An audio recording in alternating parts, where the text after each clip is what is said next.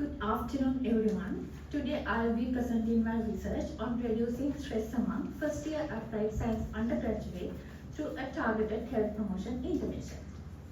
When we talk about university success, we ask, what's your GPA, what's your class? But here's a question we rarely ask, are you okay? For nearly half of Sri Lankan undergraduates, the honest answer would be no. They face stress levels comparable to the most demanding careers. Let me start with an important question. What does mental well-being truly mean? The World Health Organization defines it more than just the absence of mental disorders. Its ability to cope with life stress, work productively, contributing meaningfully to our communities. Why does this matter?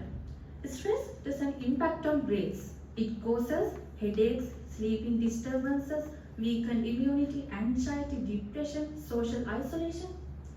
If we don't act, it creates cascades of long-term mental health disorders. So why did I choose to focus on stress among undergraduates? First, undergraduates are at a critical life stage, transitioning from adolescence to adulthood.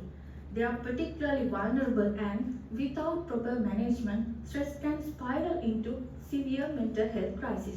Second, despite the prevalence, Sri Lanka has not implemented many large-scale interventions specifically targeting this group. Previous studies have repeatedly called for more research and actions, so we identified this gap as fertile ground for intervention. The health promotion intervention offered us a pathway to empower undergraduates to build resilience and stress management skills. Our general objective was clear. It was to assess the effectiveness of a health promotion intervention to reduce stress among first-year undergraduates. We structured this into 4 specific steps: assessing existing stress level, identify determinants, design and implement intervention, and evaluate the effectiveness. Let me explain how we approached this. We conducted the intervention at the Faculty of Applied Science with approximately 50 first-year undergraduates from 20 to 23 batch. Here we used pre-test, post-test study design. In the pre-intervention phase, for quantitative data, we used self-administered questionnaire that assess socio-demographic information and assess stress level by using internationally recognized perceived stress scale. Our intervention followed a logical framework grounded in health promotion principles that put undergraduates at absolute center of the process. These health promotion interventions ensure active community involvement through multiple meetings, giving community members control over the decision-making process and help to sustain their enthusiasm level until end of the process. We initiated this journey with simple discussion based on happiness, connected to mental well-being and how stress silently erodes our happiness. Second step, here's the collaboration truly began. Together with the undergraduate, identify underlying factors affecting their stress level. As the third step, undergraduate took ownership by prioritizing which determinants they were most willing to change and could most modify through collective activities. Step 4. Undergraduates here design and implement their own interventions. As the collective activities, they have done daily lineups, marking the digital break chart, writing down the journal, and group discussions.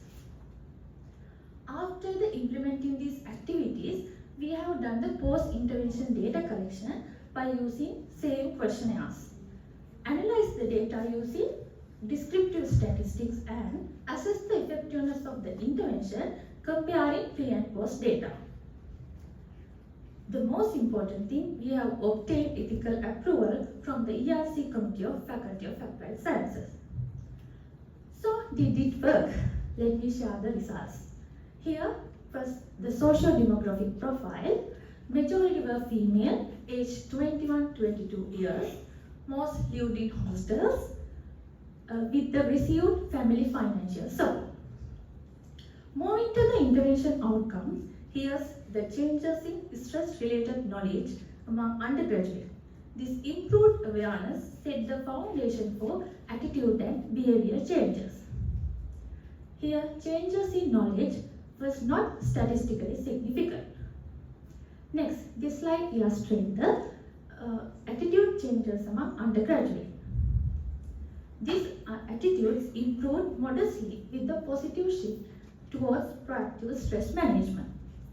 This slide demonstrates the actual behavioral changes among undergraduates.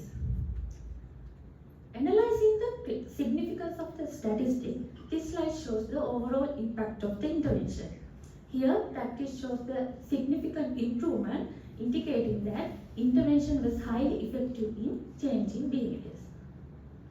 Here, the most significant finding, high stress level reduced from 24% to 10%. What makes these findings particularly significant? Our intervention was practical and sustainable. It didn't require extensive resources, just a structured framework, undergraduate engagement, and most importantly, it empowered undergraduates. They were not passive recipients of the intervention. They were empowered agents in managing their own mental well-being. Based on the findings, we can draw these conclusions. The health promotion intervention proved effective in reducing stress among first-year applied science undergraduates. They showed improvements in stress managing attitudes and practices, leading to better overall mental well-being. Today's stressful undergraduate can become tomorrow's successful, confident undergraduate. With the right support and empowerment, we can transform their struggle into strength, uncertainty to opportunity, leading to the better overall mental well-being. Begins with the believing change is possible. Thank you very much.